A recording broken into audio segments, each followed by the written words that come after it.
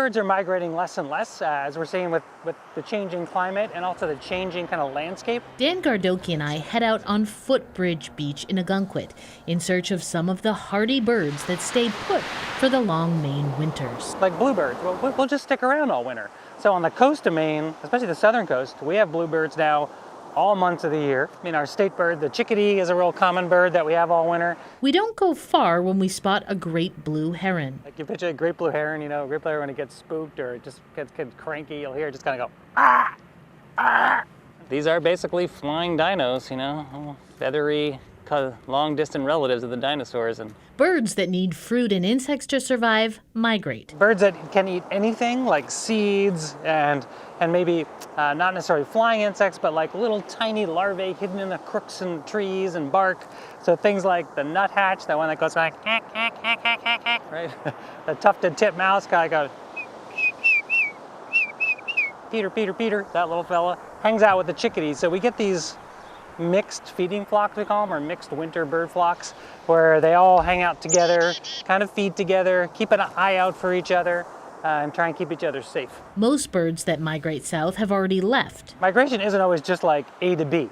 Migration, if you think about the word, it actually does imply movement, not necessarily directional movement. So some migration is actually wandering. So for instance, if we think about the American robin, a bird that we grew up being told like, oh, the robins are gone all winter. But actually, we have robins in winter. Now, they may not be the same robins we're seeing in the summer. They may actually be wintering here and breeding further north. This is kind of their southerly range. Gardoqui points out there are still plenty of winter birds to enjoy. We also have a lot of birds of prey, what we call raptors. A lot of them do migrate, but some are here all winter too. So we have hawks, eagles, and owls, and even sometimes some falcons. Red-tailed hawk you might see sunning on the side of the highway as you're driving down. That bird's gonna be eating squirrels, voles, what some people call field mice, so small mammals, medium mammals, and sometimes other birds too, maybe like a mourning dove. The coast is rich with avian life all year long. We actually are now just starting to see our winter seabirds coming in. So as I scan out here off the water, there's these black dots everywhere. But all these little black dots, these are huge rafts of ducks. A raft is just like a big group of ducks out there. These are all scoters. The scoter is a diving black sea duck that goes down underwater, catches fish and shellfish and things like that, brings them up, crushes them up with its strong bill, survives all winter on the cold, icy waters here. There's a lot of gulls floating around. And oh, there's a northern gannet, sweet. This is a crazy cool bird. They have super long wingspans, over 6 feet, really long, skinny, almost look like an albatross. And these birds, they throw their wings back and plunge into the water like a dart to catch fish that are being pushed up by, say, bigger fish underwater, like tuna and bluefish and stripers. They're pushing up little bait fish, and then these birds from above start diving down and attacking them. Poor bait fish don't stand a chance. Loons stick around all year, but change their scenery. They move from fresh water in the summer down to salt water in the winter.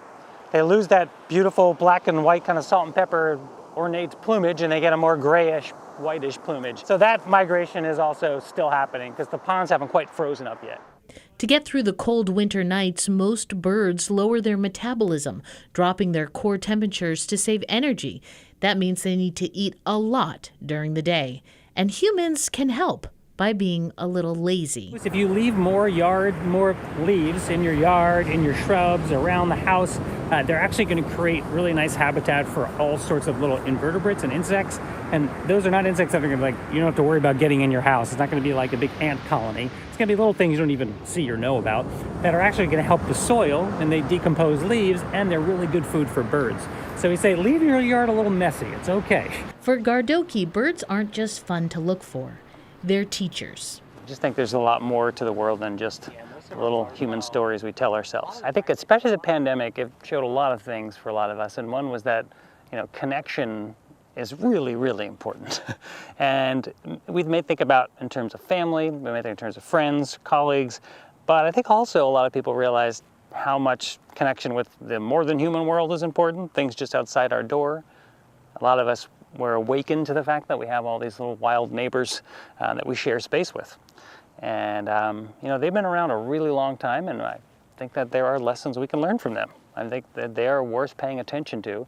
I think they're beautiful, they're interesting, and who knows what we'll learn. The combination of Dan Gardoqui's infectious enthusiasm Yes. and those terrific photos just kind of make you want to go out and spend the weekend looking at birds. And there were so many on that list that I had never heard of or never seen before. So really interesting. Yeah, I had never known until very recently when I did an interview with a loon expert that loons bounce back and forth between saltwater and freshwater. I mean, I knew that they were occasionally in the ocean, but I didn't realize that it was as common as it is. So all kinds of stuff we're learning here. Dan Gardoqui runs Lead with Nature, which helps educators, businesses, and individuals get more connected to the natural world around them. If you'd like to learn more about Lead with Nature, you can head to the 207 section of our website or our News Center Maine app.